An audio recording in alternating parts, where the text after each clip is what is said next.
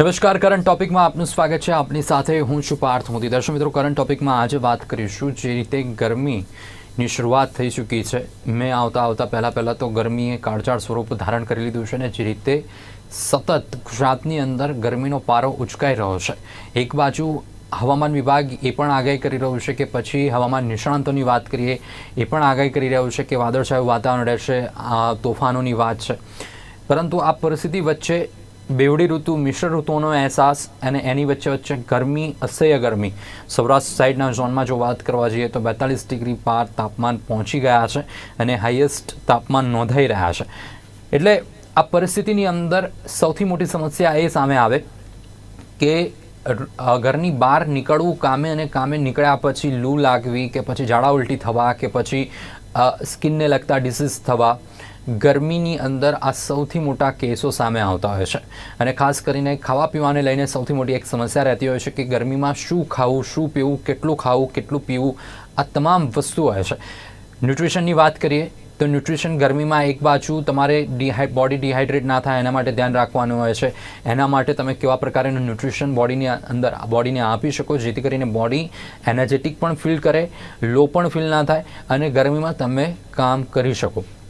આ સાથે સાથે ઘણી વખત એવું થાય કે ફિલ્ડ વર્ક કરતા હોય કે પછી ઓફિસ વર્ક કરતા હોય તો ઓફિસમાંથી એકાએક બહાર જ્યારે ફિલ્ડમાં નીકળવાનું થાય, એસીમાંથી જ્યારે બહાર નીકળો ત્યારે પણ ઘણી વખતે તકલીફો પડતી હોય છે. આ બધી જ પરિસ્થિતિ છે. મિશ્ર ઋતુનો અહેસાસ, સવારે ઠંડક લાગે, બપોરે કાળઝાળ ગરમીનો અહેસાસ થાય, રાત્રે પાછી ઠંડક લાગે. તો આ પરિસ્થિતિમાં પોતાના શરીરને સાચવવું કેવી રીતે, આ પ્રશ્ન દરેક સામાન્ય વ્યક્તિને સતાવતો હશે. આ જ મુદ્દે ચર્ચા કરીશું. ચર્ચામાં આપણી સાથે જોડાયા છે આશિષભાઈ શુક્લા, જેઓ ન્યુટ્રિનિસ્ટ છે. આશિષભાઈ, આપનું સ્વાગત છે કાર્યક્રમમાં. ઓકે.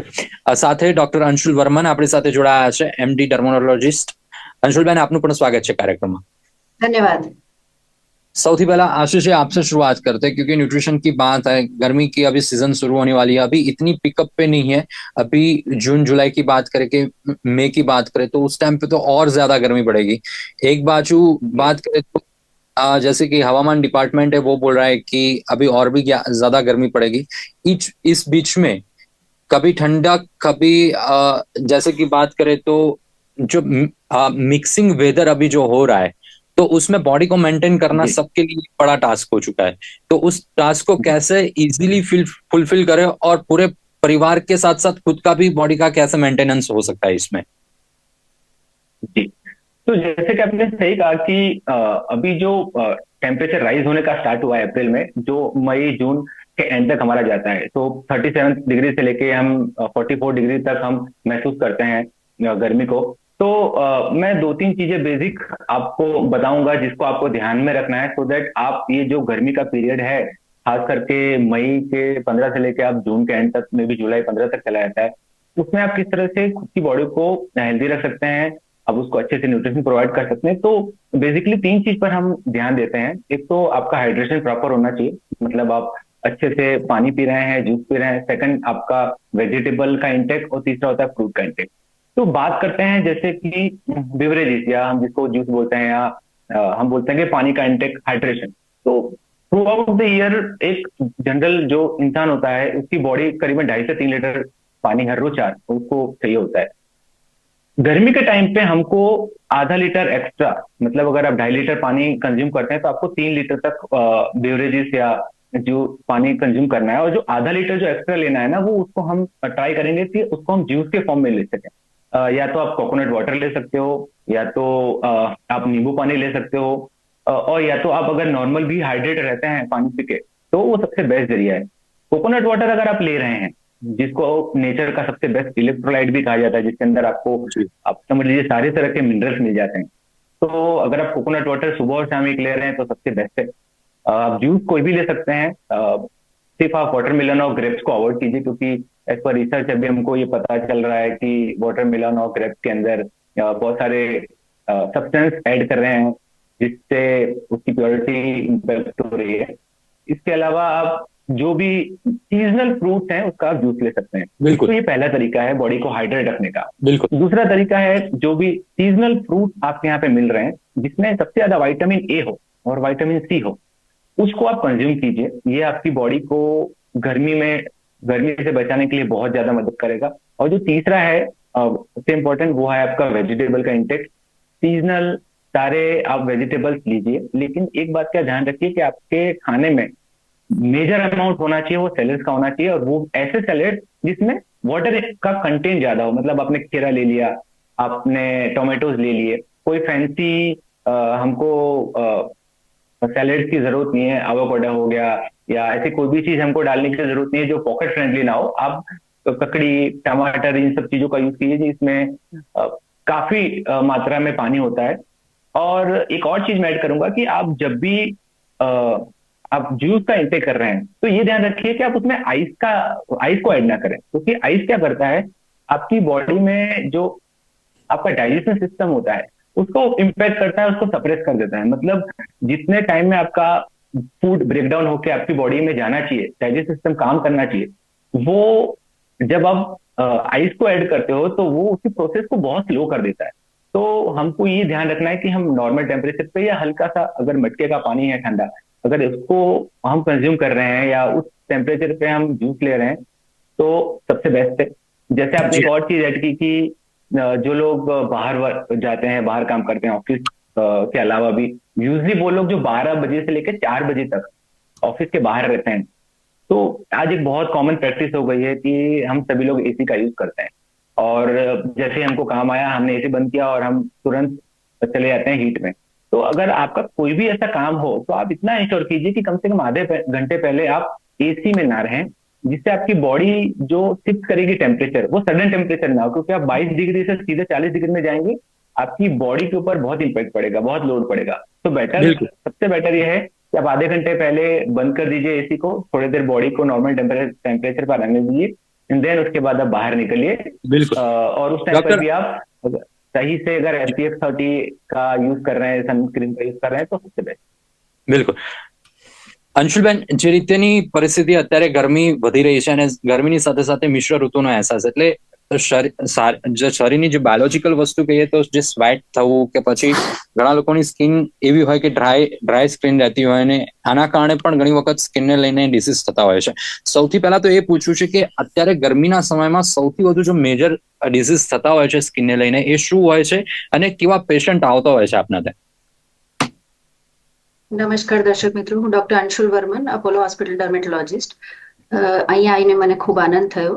સ્કિનમાં સૌથી કોમન આપણે જે પેશન્ટ્સ અત્યારે અમે લોકો જોઈ રહ્યા છીએ ઓપીડીમાં, એ સનબર્ન, ટેનિંગના તો છે જ, સાથે ઇન્ફેક્શનના છે. એટલે પરસેવાના લીધે પરસેવો આપણી સ્કિન પર ચોંટી રહે અને ઘણા ટાઈમ સુધી આપણે હાઈ ટેમ્પરેચર્સમાં રહીએ તો ફંગલ ઇન્ફેક્શન્સ, ફૂગજન્ય રોગો દાદર, એ સૌથી કોમન તકલીફ છે. બેક્ટેરિયલ ઇન્ફેક્શન્સ એટલે ગુમડા થવા, ફોડકી નીકળવી, ઘણા લોકો એને કેરી ખાવાથી કોરિલેટ કરતા હોય. પાર્ટલી એ કરેક્ટ છે બીકોઝ સડનલી તમારું શુગર બ્લડ લેવલ્સ વધી જાય એટલે કદાચ કેરી ખાવાથી કે વધારે પ્રમાણમાં કેરી ખાવાથી ગરમીને ગુમડા નીકળતા હોય. પણ એના સિવાય બી ગરમીના કારણે પ્યોરલી તમને ઇન્ફેક્શન્સના ચાન્સીસ વધી જાય છે. એટલે ફૂગજન્ય અને બેક્ટેરિયલ રોગો વધારે કોમન જોવા મળે છે. જે લોકો બહુ વખત જેમ સ્વિમિંગ જાય અને પછી પરસેવો થાય અને ક્લોરીનના કોન્ટેક્ટથી આવે કે બહાર તડકામાં જે વધારે રહેતા હોય, એ લોકોને સ્કિનની બીજી ડ્રાયનેસ રિલેટેડ તકલીફો કે રેશિસની તકલીફો, અળૈયો, ગરમીમાં ઘમોરીઓ જે કહીએ, એ બધા રેશિસના બી પ્રોબ્લેમ્સ વધારે જોવામાં આવે છે. હેરફોલ, હેર બી બહુ ડ્રાય થાય, એના વિશે આપણે વાત કરીશું આગળ. વાત કરીએ. જી બિલકુલ.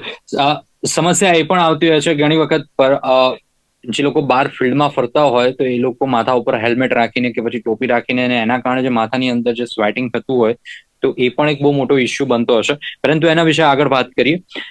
आशीष जी, जैसे कि बात किया आपने कि जो लोग बाहर जा रहे हो, ऑफिस में से बाहर जाना होता है तो उस वक्त बॉडी को टेम्परेचर नॉर्मलाइज करना चाहिए. पर जैसे कि हम बोले कि डिलीवरी बॉय है, कि जैसे कि स्विगी, जोमेटो है, कि फिर जो बाहर का ही जिसका फील्ड वर्क है उसको मेंटेन करना है, तो उसके लिए तो सबसे बड़ा चैलेंजेस ये है कि वाटर इंटेक भी रखना है, काम पे भी फोकस रखना है, और ये जो बाहर की लू है कि सनस्ट्रोक है, वो सारी चीजें न उसको इफेक्ट ना करे, तो उसके लिए क्या एक सॉल्यूशन होगा? नहीं, आपने बिल्कुल सही कहा कि जो डिलीवरी जो करते हैं उनके लिए तो हेक्टिक सिचुएशन रहती है। तो बेसिकली मैंने जैसे कहा कि आप अगर कुछ ना भी एडिशनल हाइड्रेट करने के लिए आपके पास है ना, तो आप कम से कम 1-1.5 लीटर आपके पास पानी रखिए जो नॉर्मल टेम्परेचर पर हो। और अगर पॉसिबल है तो आपके पास एक नींबू हमेशा अपने पास रखिए। इन केस अगर आपको हीट स्ट्रोक लगता है, आपको ऐसा लगता है कि कई बार ब्लैकआउट हो जाता है, आप डायरेक्ट गर्मी में से ठंडी जगह पे जाते हैं, तो इन केस आपके पास अगर एक लेमन रहता है तो आप immediately as a lemon water उसको ले सकते हैं, क्योंकि जनरली डिलीवरी बॉयज के लिए इतना सारा कैरी करना मुश्किल होता है। बट ये खास ध्यान रखिए कि जो पानी रहे वो नॉर्मल टेम्परेचर पर रहे। और जैसे ही डिलीवरी वो लोग खत्म करते हैं, आसपास थोड़ा सा एरिया आप ऐसा दिखे जहाँ पे छांव हो, जहाँ पे ठंडक हो, सो देट आपकी बॉडी को थोड़ा कूल डाउन होने का भी वक्त दीजिए। आप डिलीवरी करते रहेंगे जो कि पार्ट है आपकी जॉब का, बट अगेन आपको थोड़ा सा टाइम आपके बॉडी के लिए भी देखना पड़ेगा कि कहाँ से मैं थोड़ा सा टाइम निकल के थोड़ा ठंडक या थोड़ी छांव वाले जगह पे जाके खड़ा रहूं। और तुरंत आप गर्मी में से जाइए तो आप पानी कंज्यूम मत कीजिए, आप थोड़ा 5 मिनट 7 मिनट बॉडी को कूल डाउन होने दीजिए, और उसके बाद आप अगर 2 3 4 सिप पानी पीते हैं, बॉडी को कूल डाउन करते हैं, तो ये सबसे बेस्ट वे है आज की टाइम पे। आप वर्क को भी मैनेज कर सकेंगे और बॉडी को भी। बिल्कुल आशीष जी, पर साथ में उसके साथ साथ ये भी एक दिक्कत आती है कि अ, जैसे कि बात करें गर्मी में सबसे ज्यादा जो बॉडी में से निकलता है तो ग्लूकोज निकल जाता है, क्योंकि आप धूप में काम करते हैं तो बॉडी को ग्लूकोज कम हो जाता है, जिसे हम एक मेडिकल टर्म में बोले तो पानी पानी कम हो जाना बॉडी में से, ये सारी चीजें होती हैं। तो उस टाइम पे जैसे कि चक्कर आना, लो फील होना बॉडी, तो उस हिसाब से अगर कोई बंदा बाहर काम कर रहा है तो उसको वो तुरंत मेंटेन करना है, उसको तुरंत एनर्जी चाहिए, तो इलेक्ट्रोलाइट नहीं है तो क्या वो कंज्यूम कर सकता है बाहर से लेके?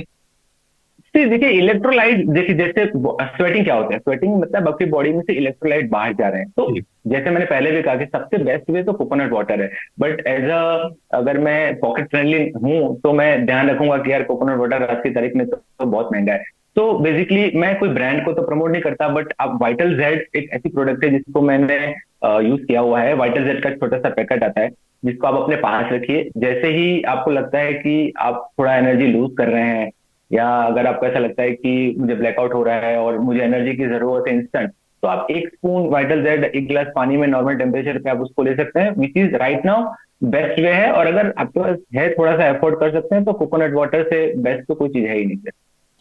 બિલકુલ ડોક્ટર અંશુલ, જે રીતેની પરિસ્થિતિ આપણે આ ચર્ચા કરતા હતા કે અત્યારની પરિસ્થિતિ એવી છે કે બહાર આપણે ડિલિવરી બોયની વાત કરીએ કે બહાર રહેતા તમામ લોકો કે જેમને કામ કરવું જ પડશે, બહાર જવું જ પડશે, અને 7-8 કલાક બહારનું ટ્રાફિક, બહારનું પોલ્યુશન, આ બધી જ વસ્તુઓ ઇફેક્ટ કરશે, અને એની સાથે સાથે ગરમી પણ એક સૌથી મેજર રોલ ભજવશે આ સમયની અંદર. તો શું કરવું જોઈએ કે કારણ કે હેરને લઈને તો બહુ અત્યારે હેર અને સ્કિન આ બંને વસ્તુ એવી છે કે એક કોમન વ્યક્તિ એના માટે વધારે પડતો કોન્શિયસ અત્યારે બનતો જઈ રહ્યો છે, એમાંય ખાસ કરીને યુવા કે જેના મેરેજ નથી થયા, કારણ કે એને તો બંને જ વસ્તુ ધ્યાનમાં રાખવાનું છે. તો આ પરિસ્થિતિમાં હેરને સાચવવા માટે, કારણ કે કોન્સ્ટન્ટ તમે હેલ્મેટ પહેરો, કોન્સ્ટન્ટ તમે ટોપી પહેરો, કે કોન્સ્ટન્ટ તમે કોઈ પણ એવી પરિસ્થિતિ કે જેમાં પરસેવો વાળમાં થાય, સ્કેલ્પની અંદર પરસેવો જાય, તો આ પરિસ્થિતિમાં કેવી રીતે ડીલ કરવી પડે એક સામાન્ય વ્યક્તિ? હા, જો યુથ માટે બી અને બધા એજ ગ્રુપ માટે એ વાત બહુ જરૂરી છે. આ ગરમીમાં સ્વેટિંગ તો થવાનો જ છે, એ નોર્મલ પ્રક્રિયા છે. પણ સ્વેટિંગના લીધે આપણા વાળને કે સ્કેલ્પને બહુ ડેમેજ ના થાય એના માટે આપણે અમુક પ્રિવેન્ટિવ અપ્રોચ કે પ્રિવેન્ટિવ સ્ટેપ્સ લેવા પડે. જેમાં સૌથી પહેલા તમે વાત કરી, બહાર જે ફિલ્ડમાં વર્ક કરતા હોય એ લોકોને હેલ્મેટ કે ટોપી એની ચોખ્ખાઈ રાખવી બહુ જરૂરી છે. એટલે તમે એનો એ જ હેલ્મેટ ડેલી રિપીટ કરો છો, બરાબર છે, પણ મારું વાળને સાચવવા માટે અને સ્કેલ્પ હેલ્ધી રાખવા માટે સૌથી મોટો એક સજેશન મારા પેશન્ટ્સ માટે હોય છે કે તમે ફ્રેશ ધોયેલો રૂમાલ રોજ પહેલા કવર કરી શકો, કે હેલ્મેટમાં અંદર એની લાઇનિંગ કરી શકો, અને પછી તમે હેલ્મેટ પહેરો. હેલ્મેટ પહેરવું બહુ જરૂરી છે સેફટી માટે બી, અને ઓવરઓલ તમારું પોલ્યુશન ને બહારની જે તડકાની લીધે જે ડેમેજ થઈ રહ્યું એ બધાથી તમને બચાવશે. એટલે હેલ્મેટ પહેરવું જોઈએ, ટોપી પહેરવી જોઈએ, તમને જે અનુકૂળ હોય અને તમારી જે રીતની રિક્વાયરમેન્ટ હોય. પણ એમાં તમે ટોપી હોય તો ડેલી તમે વોશ કરો એને, અને હેલ્મેટ તમે પ્રોપર એને એટલીસ્ટ વીકલી કોઈ બી રીતે તમે ક્લીન કરી શકો. જો અંદરની લાઇનિંગ વોશેબલ હોય તો એ કાઢીને ક્લીન કરો. અધરવાઇઝ ડેલી એક ચોખ્ખો રૂમાલ તમે અંદર રાખો તો એનાથી જે પરસેવો અને જે ડર્ટ ભેગું થાય જેના કારણે તકલીફો વધી શકે છે એ બધું આપણે બચી શકાય છે. પ્લસ જે તમારું ડેલી બહારનું જે પરસેવા વાળું કે જીમ વાળું કે આઉટડોર એક્ટિવિટીઝ વાળા જે બી લોકો હોય એ લોકોને ડેલી માઇલ્ડ શેમ્પૂથી શેમ્પુ કરવું જોઈએ. પછી ભીના ને ભીના વાળમાં તમે ડાયરેક્ટ એવી એક્ટિવિટીમાં ના શિફ્ટ થાવ કે સડનલી સ્વેટિંગ વધે, તો એ જે હ્યુમિડ વેધર ક્રિએટ થાય સ્કેલ્પમાં, એમાંથી ઇન્ફેક્શન્સ વધારે થાય છે. વાળ બહુ ડ્રાય જોવા મળે એટલે વધારે પડતું શેમ્પુ કન્ટિન્યુઅસ નહીં વાપરવાનું. તમે પ્રીવિયસ નાઇટ કે 1-2 કલાક થોડું ઓઇલિંગ કરો તો એનાથી તમારું કન્ડિશનિંગ સારું રહેશે. શેમ્પુ પછી તમે કોઈ બી માઇલ્ડ કન્ડિશનર વાપરી શકો. શેમ્પૂઝ જે તમારે ડેલી યુઝ ના હોય એ માઇલ્ડ અને સલ્ફેટ ફ્રી હોય, એના વિશે તમારે થોડું ધ્યાન રાખીને એ પરચેઝ કરવા પડે, કાં તો તમારા ડર્મેટોલોજીસ્ટની સલાહ લેવી પડે. બિલકુલ, પણ ઘણી વખત એ પણ એક પ્રશ્ન સતાવતો હોય છે કે વારે કોન્સ્ટન્ટ હેલ્મેટ પહેરવાથી હેર લોસીસ થવાના બહુ ચાન્સીસ છે. એક મીથ છે કે પછી એ ફેક્ટ વસ્તુ છે કે વધારે પડતું હેલ્મેટ પહેરવાથી હેર લોસીસ થાય છે, અને હેર લોસીસ થવા પાછળનું કારણ માત્ર ને માત્ર હેલ્મેટ છે કે પછી બહારનું પોલ્યુશન પણ એટલું જ રોલ ભજવે છે, કે પછી એ સ્વેટિંગના કારણે સ્કેલ્પ ડેમેજ થઈ જાય છે એ પણ એટલું જ રોલ ભજવે છે આની અંદર?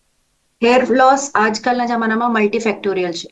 તમારું મેલ પેટર્ન જે થોડી અહીંથી વાળ આછા થવા, હેરલાઇન પાછળ જવી કે થોડું ગેપ વધવું, એ તમારું હેરિડિટરી કે મેલ પેટર્ન પર ડિપેન્ડ કરે. બીજું જે મેઇન કારણ છે એ તમારું ડાયટ હોય, તમારા લાઇફસ્ટાઇલ, સ્ટ્રેસ, એ બધા પર, પ્લસ તમારું જે પાણી છે એ કદાચ જો બહુ હાર્ડ વોટર તમે યુઝ કરતા હો, વાળમાં ના સતતું હોય, એના લીધે હેરફોલ વધારે થાય. પોલ્યુશન બહુ મેજર ફેક્ટર છે. હેલ્મેટ પહેરવાથી જે ઘર્ષણ થાય કે જેનાથી રૂટ્સ ડેમેજ થાય, એ ક્યારે અમુક જ સિચ્યુએશન્સમાં આપણે થોડો ટાઈમ એને અવોઇડ કરવાનું કહીએ, અદરવાઇઝ એના અમુક મોડિફિકેશન્સ ઓપ્શનમાં આપીએ પેશન્ટ્સને. બાકી જનરલી હેલ્મેટ મૂળ કારણ નથી હેર લોસનું. બિલકુલ. દર્શક મિત્રો, ઘણી વખત એવો સવાલ આવતા હોય છે અને એવો પ્રશ્ન પણ લોકોને સતાવતો હોય છે, અને આપણે ઘણી વખત વાત કરીએ કે ભાઈ પોલ્યુશનથી બચવા માટે હેલ્મેટ એક મહત્વનો રોલ ભજવે છે. સાથે સાથે તમારી સ્કિનને પણ સાચવે છે અને તમારા માથાને પણ સાચવે છે, અને સેફટી તો સૌથી મહત્વની વસ્તુ છે. પણ એક જ કહેવાય ને કે એક્સક્યુઝની વાત કરીએ તો લોકોનું કહેવું છે કે એનાથી હેર લોસ થાય છે, પરંતુ જે રીતે ડોક્ટર અંશુલબેને વાતચીત કરી કે મૂળ કારણ હેલ્મેટ નથી, એની પાછળ ઘણા બીજા ફैक्टर्स પણ काम करता હોય છે. आशीष जी, जैसे कि बात करें कि न्यूट्रिशन तो हम न्यूट्रिशन की तो बात है ही है, पर उसके साथ साथ एक्सरसाइज की बात है कि बॉडी को मेंटेन करने की बात है. इन समर में ज्यादातर जिम में बहुत आप लोग नहीं देखोगे, जिम में बहुत लोग वर्कआउट नहीं कर रहे होंगे. तो जिम में अगर कोई जिम फ्रीक है कि कोई ज्यादा वर्कआउट कर रहा है, तो वर्कआउट के हिसाब से क्या पोर्शन होना चाहिए? क्योंकि अगर ज्यादा बॉडी एक्टिव रहेगा तो बॉडी एग्जॉस्ट हो जाएगा, बॉडी डिहाइड्रेट भी हो सकता है. तो उस टाइम पे जो लोग जिम के लिए बहुत कॉन्शियस है, तो उनके लिए क्या एक सलाह रहेगी आपकी?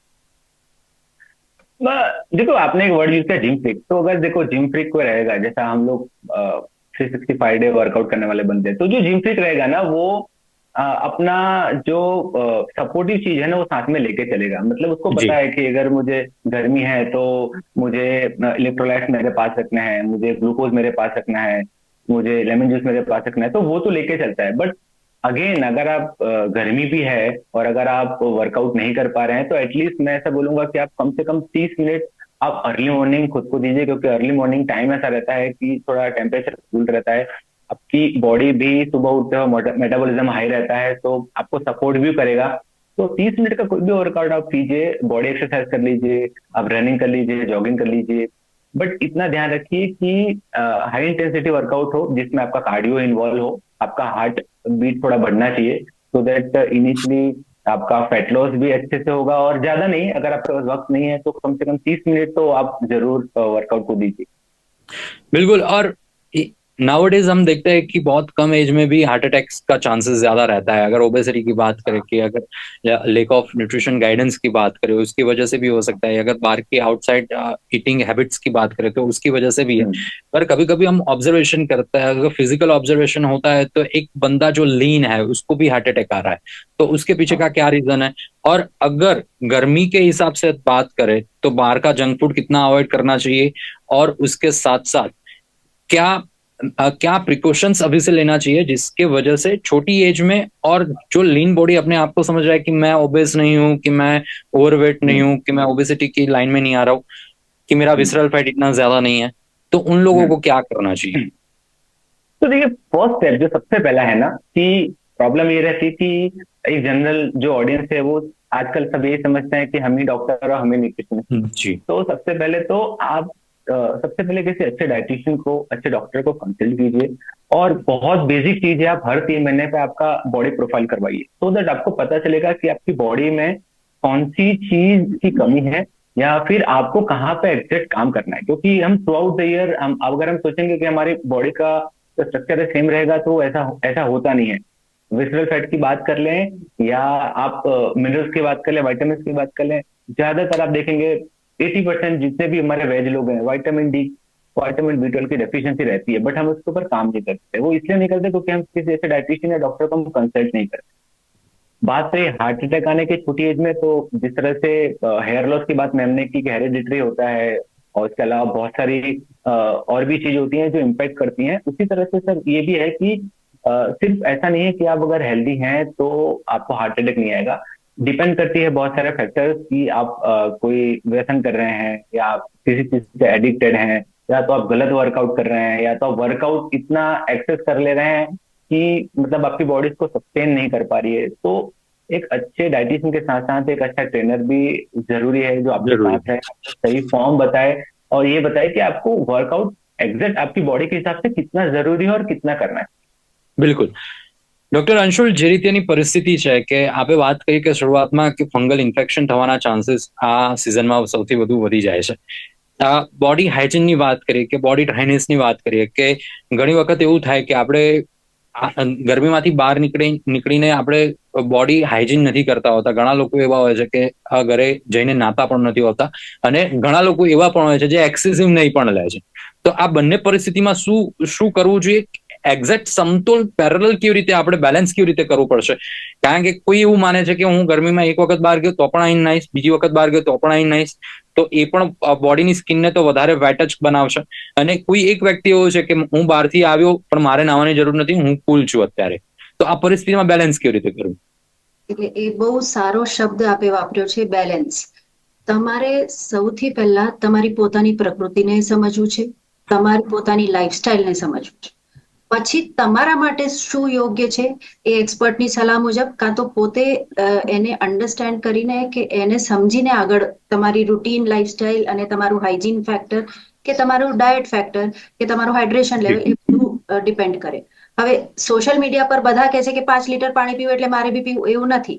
તમે સમજો કે તમારી રિક્વાયરમેન્ટ શું છે, તમે કઈ દિવસના કયા ટાઈમે વધારે વોટર લોસ કરો છો, કે તમે કયા ટાઈમ બહુ પરસેવામાં જઈને પાછા આવો છો. પછી એવું બી ના થાય કે તમે એકદમ ગરમીમાં અહીંથી આવીને શાવર ના લઈ શકો. જેમ આશીષભાઈએ કીધું કે તમારી બોડીને થોડું કૂલ ડાઉન થવું જ પડે. એટલે અમુક ફેક્ટર્સ બેલેન્સ ક્રિએટ કરવા માટે હાઇજીન બહુ જરૂરી છે, પણ તમારે એટલીસ્ટ પરસેવાવાળા કપડાં ચેન્જ કરી લો, થોડું કૂલ ડાઉન કરી લો. બહુ વધારે પડતું નાહવાથી કે પાણીના કોન્ટેક્ટથી બીજા ફંગલ ઇન્ફેક્શન થાય છે.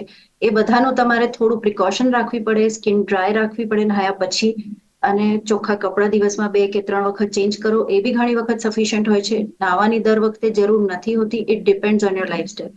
બીજું હું એવું કહીશ કે જે લોકો બહાર જઈને આવે છે એમને જ હાઇડ્રેશનની જરૂર છે એવું નથી. જે લોકો 10 એસીમાં બેઠા હોય એ લોકોને ઘણી વખત તરસ નથી લાગતી, પણ આપણી બોડીને, આપણી સ્કિનને એક પ્રોપર હાઇડ્રેશન ત્યારે બી જરૂર પડે છે. એટલે તમે એસીમાં બી બેઠા હો તો રેગ્યુલર વોટર ઇન્ટેક કરતા રહો, તમે પાણી પીતા રહો. જ્યુસ એટલે પેકેજ જ્યુસ નહીં, જ્યુસ એટલે ફ્રેશ તમે વાપરો, કોકોનટ ઓઇલ, લીંબુ પાણી, એટલું જ જ્યુસ કહેવાય અમારી ભાષામાં. બાકી ફળો જ ખાવા જોઈએ. ચૈત્ર મહિનો છે, સરસ તમે વોટરી ફ્રૂટ્સ ને બધું મળે છે એ ખાઓ, અને જેટલું ફ્રૂટ સાથેનો ફાઈબર ને બધું તમારા બોડીમાં જશે એટલું તમને એન્ટી એજિંગ ઇફેક્ટ બી સારી મળશે. બિલકુલ, ડેફિનેટલી.